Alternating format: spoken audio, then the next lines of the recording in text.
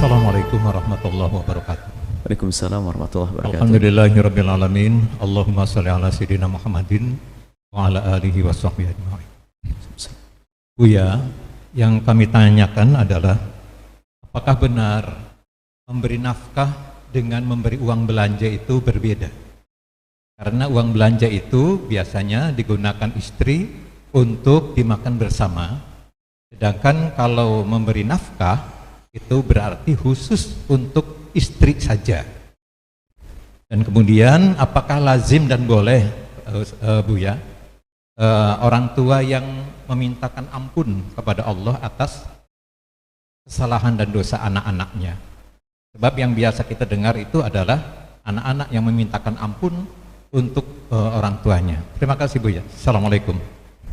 Assalamualaikum warahmatullahi wabarakatuh. Nafkah itu adalah kewajiban yang Allah bebankan kepada suami, atas suami untuk istrinya. Artinya seorang suami punya kewajiban mencukupi kebutuhan pribadi yang prinsip dari istrinya. Urusan makannya, urusan pakaiannya, urusan tempat tinggalnya. Dalam madhab kita sesuai dengan kemampuan seorang laki-laki, dalam madhab lain sesuai dengan makomnya sang istri. Alhamdulillah, madhab Syafi'i. Artinya yang jelas sesuai dengan kemampuan seorang suami. Beli mobil 3, 4, enggak, bukan itu. Itu tambahan bentuk kasih sayang. Jadi sekedar untuk bagaimana dia bertahan hidup dari yang dimakan, atau pakaian untuk menutup auratnya pantas untuk keluar, tempat tinggal yang layak untuk dia sesuai dengan kemampuan suami. Selebihnya adalah kebaikan seorang suami, tambahan kebaikan seorang suami. Dan janganlah menjadi suami pelit-pelit amat.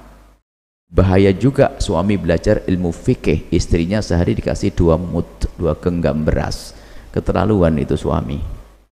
Gara-gara belajar fikihnya, fikih nggak pakai akhlak, fikih nggak pakai hati, membaca kitab fikih babun nafkah, ternyata menjadi pelit kepada istrinya. Yang penting ini nafkah. Akhirnya muncul, gara-gara suami pelit, muncul pertanyaan, mana uang belanja? Dari situ sebetulnya babnya. Sebetulnya nggak perlu dibedakan itu semuanya. Seorang suami memberikan kecukupan kepada keluarganya sebuah kewajiban. Kalau ada kelebihan adalah sebuah kemuliaan. Jadi di dalam uang belanja tentu ada nafkah. Kalau nafkah bener hitung-hitungan, waduh nggak enak hitung-hitungan. Fikih itu untuk menyelesaikan problem persengketaan. Hidup kita bukan tingkat level fikih, level kita level tasawuf, akhlak. Kalau pakai level fikih, fikih itu adalah kalau ketemu seorang laki-laki yang pelit nggak ngasih nafkah suami istrinya, maka fikih berbunyi, berbicara, kasih. Hakim memaksa, keluarkan, sekedar untuk dimakan. Fikih itu berfungsi untuk menegakkan keadilan ini. Cuman kadang istri melakukan sesuatu yang lebih di dalam rumah tangganya, bukan pekerjaan istri mereka kerjakan. Makanya mumpung di sini kami jelaskan, menanak nasi, menyuci baju bukan kewajiban bagi seorang istri. Para bapak boleh tersenyum hari ini. Tapi kalau senyumnya tidak hati-hati, menangis besok hari. Tapi di saat istri menerapkan hukum ini, nggak mau menanak nasi, nggak menyuci baju, kasih 2 genggam beras nafkahnya. Ada istri mengatakan, wah, nggak wajib menanak nasi. Oke, tidak wajib. Tapi kamu dapat 2 genggam beras sehari. Hidup bukan seperti itu, wahai istri yang solehah. Suami bekerja keras untuk meningkatkan kualitas hidup agar lebih ini dan sebagainya, sehingga perlu banyak kerja. Di rumah apa sih salahnya? menanak nasi untuk suami tercinta. Kadang-kadang urusan nanak nasi dipermasalahkan. Kamu di rumah nganggur loh wahai istri, menanak nasi untuk siapa? Untuk suami yang tercinta kan? Iya, kenapa dipermasalahkan? Sebab ada ini istri-istri yang ngantuk baru belajar fikih langsung nyuci baju tidak wajib bagi kami, menanak nasi tidak wajib bagi kami, tugas kami hanya macak, mapan, apa? Pokoknya gitu dok, dandan sama ini dok. Oke, kasih 2 genggam beras. Sebab bicara fikih itu tentang keadilan. Makanya di sini seorang istri punya peran luar biasa. Makanya seorang suami ya memberikan juga kelebihan, sehingga diberikan sepeda, diberikan mobil yang punya rezeki, rumahnya pun digedekan, dan semuanya masih ada tambahan-tambahan, cincinnya juga banyak, bajunya pun gaun nyaman, padahal mestinya 1-2 cukup. Jadi bicara fikih itu untuk jangan sampai orang itu hidupnya nggak lancar, sehingga kalau ada seorang istri tidak diberi nafkah sama suami, berhak dia minta cerai kok. Baik suami dalam keadaan kaya pelit atau memang fakir yang sesungguhnya. Sebab urusan nafkah kan harus pakai baju, harus makan kan, seperti itu. Jadi nafkah itu adalah yang mencukupi kebutuhan pribadinya dan juga kebutuhan anak-anaknya. Selebihnya itu adalah hadiah atau kebaikan dari seorang suami. Maka belanja yang diberikan itu adalah secukupnya, adalah akan jadi nafkah, selebihnya adalah kebaikan seorang suami. Nggak usah dipilah-pilah, itu kayaknya istri pelit tuh, ini kan uang belanja, nafkahnya mana dong? Kasih 2 genggam beras. Kalau bicara-bicara semacam itu, hidup tidak boleh menuntut hei hamba Allah. Dan jadi suami jangan pelit-pelit, hei hamba Allah. Suamimu, istrimu melahirkan 5 anakmu, menggendong anakmu, nyusui anakmu, memandikan anakmu, membersihkan kotoran anakmu.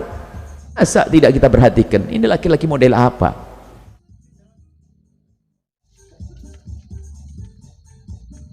Seorang istri suatu kita berkata, Buya, masalah tanggung jawab anak gimana sih Buya? Urusan di rumah itu saya sibuk urusi anak saya, mandikan anak saya, makan. Tugas suami apa sih?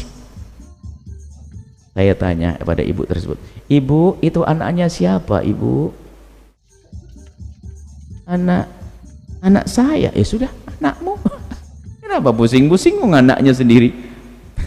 Jadi ada sebagian orang cara berpikirnya bukan berpikir tentang karunia Allah, tapi gaya hidupnya gaya menuntut. Orang kalau hidupnya rumah tangga gaya menuntut, tidak akan ada ujungnya.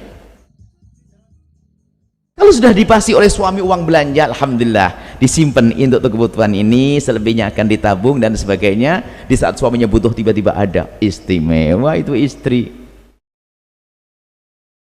Memang kadang nasib buruk seorang suami, istrinya jago ngutang, jago kredit, sengsara tuh suami. Apalagi dengar suami mau dapat penghasilan ini langsung sudah pesen barang macam-macam. Alias zamannya online, ini kacau banget. Wah kacau. Istri yang benar, istri itu adalah harus bisa menjaga amanat rizki suami. Sehingga kami ingat kita punya guru-guru mulia itu sampai berkata suatu ketika, salah satu dari guru mulia kami berkata, aku memberikan uang itu tidak banyak, cuman di saat saya mendesak butuh kok punya. Rupanya pandai menabung. Itulah istri yang hebat, bukan membedakan antara nafkah sama uang belanja. Ini ribut namanya orang begitu tuh. Jadi itu hidup yang indah. Jangan hanya bicara fikih-fikih, kita harus sudah masuk level akhlak, level memberi yang lebih untuk pasangan kita. Bukan hanya urusan nih pas-pasan, wah ini pelit banget nih hidup kok pakai. Tapi fikih itu harus ada di saat terjadi kedoliman, baru berlaku fikih seperti itu. Ya, semuanya insyaallah indah semuanya. Tadi ada pertanyaan terakhir, masalah apa? Bagaimana dengan orang tua yang memintakan ampun? Oh iya, tanda kasih sayang dong. Orang tua mintakan ampun kepada anak, anaknya kan manusia, bisa salah. Ya kalau sampai orang tua tidak memohonkan ampun kepada anaknya, jangan-jangan dia tidak sayang kepada anaknya. Meminta ampun kepada anak sah, tanda cinta. Meminta ampunnya seorang anak untuk orang tua, tanda bakti. Kalau seorang anak memohonkan ampun untuk orang tuanya, tanda ada bakti, nggak rela kalau orang tuanya disiksa oleh Allah. Seorang tua yang mendoakan anaknya pemohonan ampun, tanda cinta. Karena anak kita kan manusia. Bahkan bukan saja anaknya, egois banget kalau urusan anak. Walil muslimina wal muslimat, kaum muslimin dan muslimat semuanya. Dan itu kita lakukan. Khutbah Jumat di atas mimbar setiap Jumat dalam mazhab Syafi'i, kalau tidak doakan mereka enggak Allah maghfir lil muslimina wal muslimat wal mu'minin. Anak kita masuk di dalamnya, istri masuk, tetangga masuk. Jadi hendaknya seperti itu. Kita mendoakan anak kita sah, dan hendaknya seperti itu. Mereka juga punya salah, punya dosa. Semoga anak kita menjadi ahli surga, istri ahli surga, suami ahli surga, orang tua ahli surga, guru ahli surga, murid ahli surga. Wallahu a'lam bishawab. Sahabat Al-Bahjah TV, setelah menyaksikan video ini, jangan lupa bersolawat kepada baginda Nabi Muhammad. Shollu ala Nabi Muhammad. Allahumma sholli alaihi wa ala alihi wa sahbihi.